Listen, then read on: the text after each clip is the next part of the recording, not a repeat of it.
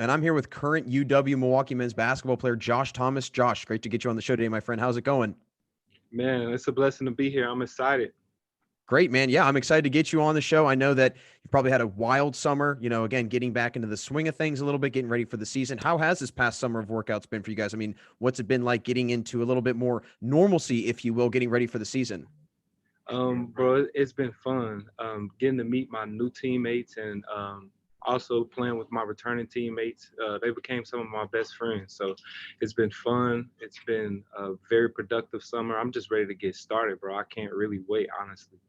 Yeah, I'm sure you're eager to start, man, especially to start a season where, again, there will be a little bit more normalcy, not maybe a full blown normal season, but a little bit more normalcy. Now, during this season, during the summer, during preseason, whatnot, where in your game have you noticed a huge improvement from the end of last season to now? What's really been working for you during preseason right now? For me, it's basically my playmaking. Like not just trying to score, but trying to get others involved. Trying to read more off pick and rolls and ball screens. So I see that big. That's a big hump that I'm trying to take over the summer, as well as my outside shooting as well. So those are the big two things that I try to focus on.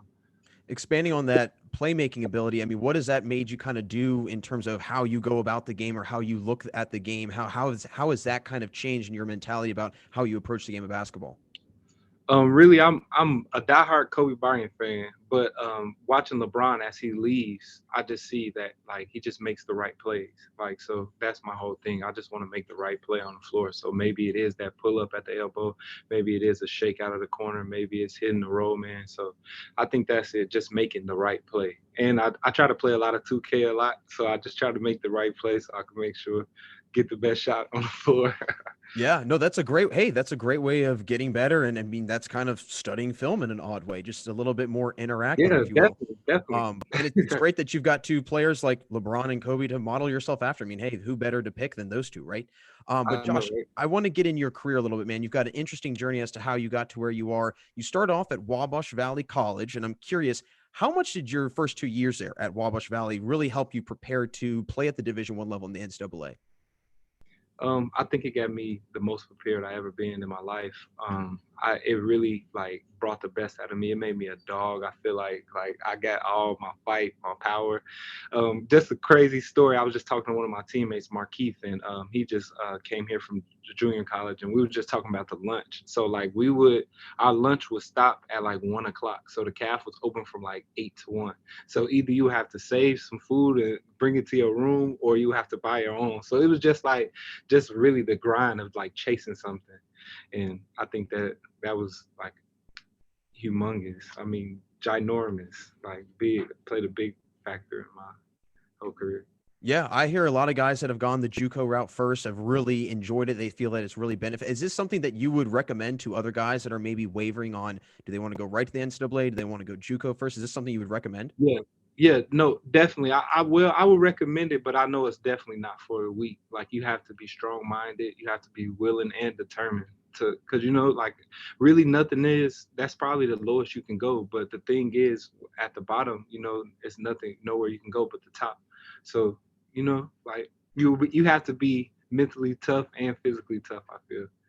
Yeah, you have to want it. It's plain and Yeah. simple. You have to want it more than the next guy over. Because I mean, I've heard lots of stories of, like you just said, different things in JUCO that are very different from the NCAA that you really have to kind of grind through to get where you are today. What part of your Yeah. game do you feel improved the most during those 2 seasons at Wabash? Um I definitely think maybe my scoring ability because I play with some great players. Marcus Garrett, he ended up at Moorhead State. Zion Morgan, he went to Valpo, but it was three guards. So us all not really knowing where we would end up afterwards, we would just like fight every day in practice. Like sometimes it would be physical fights, sometimes it would just be on the court. So it was just tough. And I think it made me the man I am today. And I'm just so appreciative that I even had that blessing in my life. Yeah, I mean, it sounds like an important part of your career, man. And it sounds like something that, like you said, you really appreciate. And it's something you get to look back at and say, hey, this is where I've come. This is how far I've come and how much more I have to go. But there's always room for improvement, right? But I'm curious, why did you choose UW Milwaukee? I mean, what was it that drew you to the program? Definitely it was Coach Baldwin.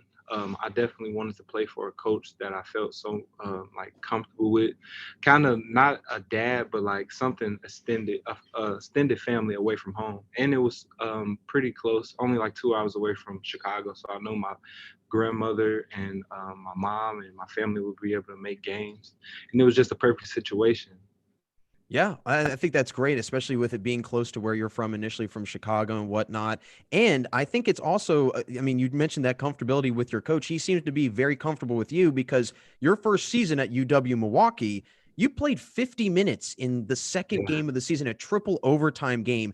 How much confidence did that give you knowing your coach trusted you that much to be in the game that long, and especially for just arriving on the team that year?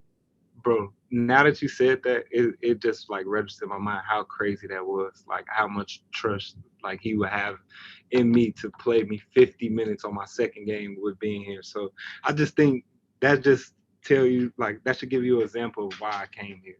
Like of how good of a a relationship that me and Coach Baldwin has. Sometimes you might not even think that, but now that you're bringing it back out, you just like, wow, okay, this guy really does trust me.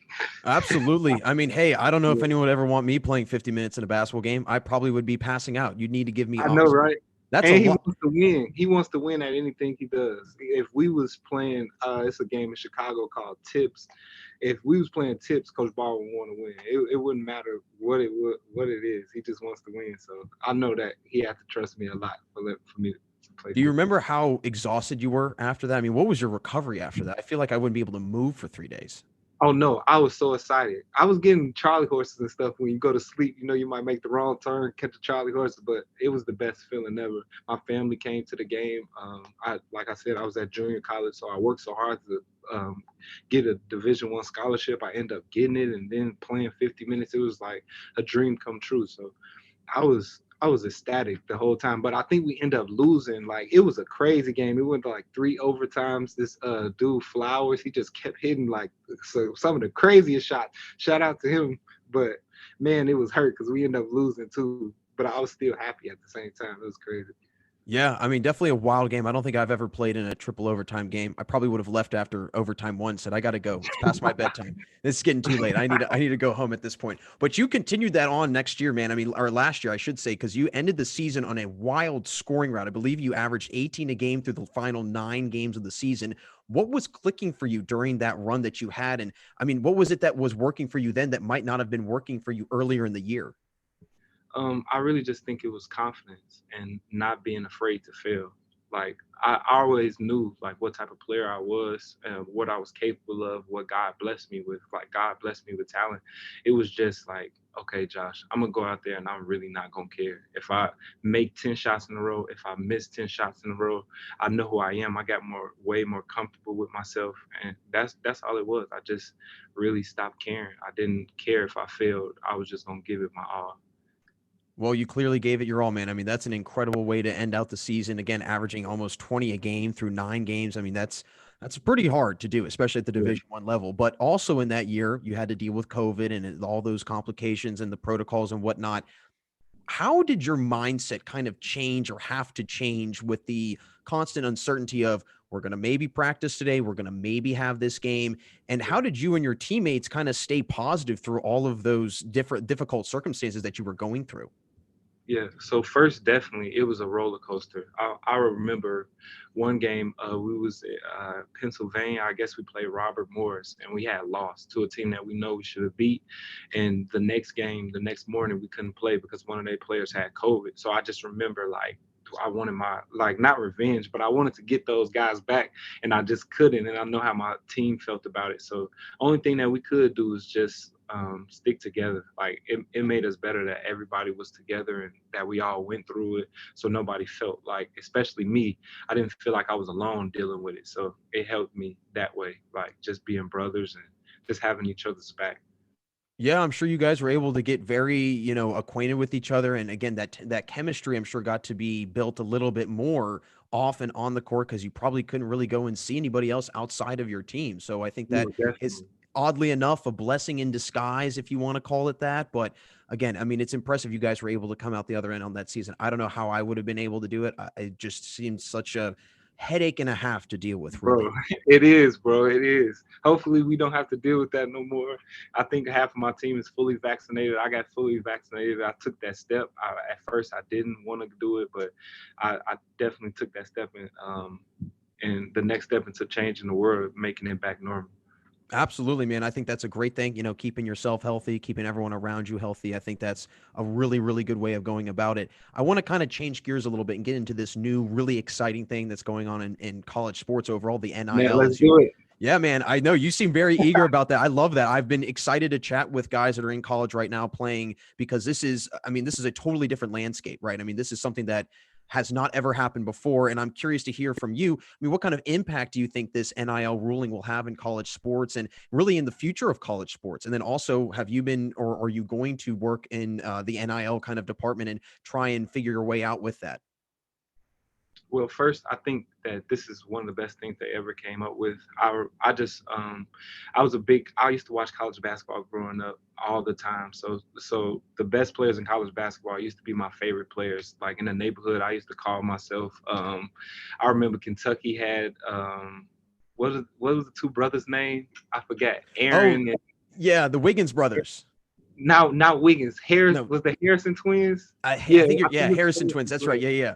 Yeah, so I just imagine if that was out, like when they was out, or when Zion Williamson was playing, like that. I just think it's so beneficial. It's so much money made off college athletics that this finally gives them a chance to just make it. Because I know as a college athlete, sometimes it does hurt when you look at your bank account and you got $3 in there, bro, and it's like, what can I eat? Some noodles or a can of ravioli? Like it definitely hurts, and then you got to do a 5-page paper. Then I got practice, so I know it's definitely a good thing. But for me, I just try to go back to my old ways with it. I haven't really been talking to any agents or anything, but I might come out with some shirts. Um, that thing would be cool, and just try to sell them, give them around my neighborhood, stuff like that. Try to expand on it. I just want to like kind of my basketball to try to just focus on that and just like let all the rest of the stuff take care of itself. But I definitely wanted to do some shirts and jerseys. I know I got a lot of supporters, a lot of family that would like to buy them, and the extra money would help. Absolutely, man. And hey, like you said, extra money that's not a bad thing. Having that extra money is For not a sure. bad thing. What would be, I mean, I want to hear a little bit of more details. I mean, have you really flushed them out yet about what you want to do with the clothing brand or like the name of it? Or, I mean, what is it going to be like kind of about, if you will? Well, basically, I just feel like my dad. Well, first he got like 2 or 3 shirts made, and once I saw him, this was last year. This was just for him, just to wear to the games, and I'm just like, bro, that's really cool. And some of the shirts, I wear number 24. I didn't have the hair, I had waves, so a lot of people from far distance they thought it was Kobe Bryant. They're like, oh my god, I love that shirt. I think it's Kobe. So it was kind of funny, and we wear gold, so that way I was just like, oh wow, I can really like sell the shirts. But I got a lot of supporters, and my community is, I think they're behind me like 110%. Nobody from my elementary school or my community even made it to college. I feel like, you know what I'm saying, especially for playing. So it's just all support and love, and I was just like, okay, this is a way that I can kind of give back to them, to show the next generation that he can do it too. Like I actually graduated, I got my degree from here, so like first in my family to do, first in my neighborhood to do. So I just want to give back to the next generation and tell them that they can do it too. They can even take it further than me. That's a great mentality, man. And you're being a role model for, like you said, somebody that's 10 years old right now, 12 years old, looking up to you, and you're their favorite player. Just like you talked about all the guys that were in college when you were a kid and that you grew up watching. Who were your favorite teams in college growing up? I mean, who were Um, you a big follower of? that's well. What's crazy is we played them this year, Florida. I used to grow up. I wanted to play for Florida so bad. I don't know why. I just love Florida. I used to love Casey Hill as well. Watching all this Ballers Life mixtapes, like so. Yeah, Florida was my dream school. Actually, we're gonna play them in Gainesville, so that's gonna be a surreal moment for me. I loved Kentucky. I loved Tyler Eulis when he was at Kentucky. I'm a Chicago native, so to see him little like how he is, and go out there and like kill, that was perfect for me. Who else was some of my college favorites? Oh, Kemba Walker, John Wall. We can go all the way back to Oklahoma, Blake Griffin, where NCAA was out. Bro, we could talk about this all day. Yeah, there's a lot. I mean, those are some great names. I mean, Kemba Walker, I'll never forget him at the With the Madison step back, Court. Yeah. Jay, Oh, yeah. come on, man. And hey, I live in Pittsburgh right now, so that's something that like nobody talks about. you can't talk about Kemba Walker Man. and in that Big East tournament ever because people are like they'll like Yeah, quiver. It's yeah, really yeah. funny, actually. I'm sorry for the dude he dropped like that. I'm Yeah, sorry. I'm I, sorry. I I'm felt sorry bad for him. I for the mean, big man he dropped like that. he's on that replay forever. He will never hear the end of that. That's never going to go away. The internet is forever. Bro, And, we'll man. be 60 years old still laughing at it. I hate to say But that. it happens in basketball. So, bro, if you see this interview, it happens in basketball. Don't think I'm hating on you. I actually enjoy the type of player you is, but he got you right there, my dog. He got I mean, it's Kemba Walker, right? I mean, what you. else can you expect? I mean, he's Yeah, got gross handles. I mean, it's gross. I mean, yeah, I would have fallen. I'm not gonna lie. I'm not gonna lie. I would have yeah, fallen bro. too.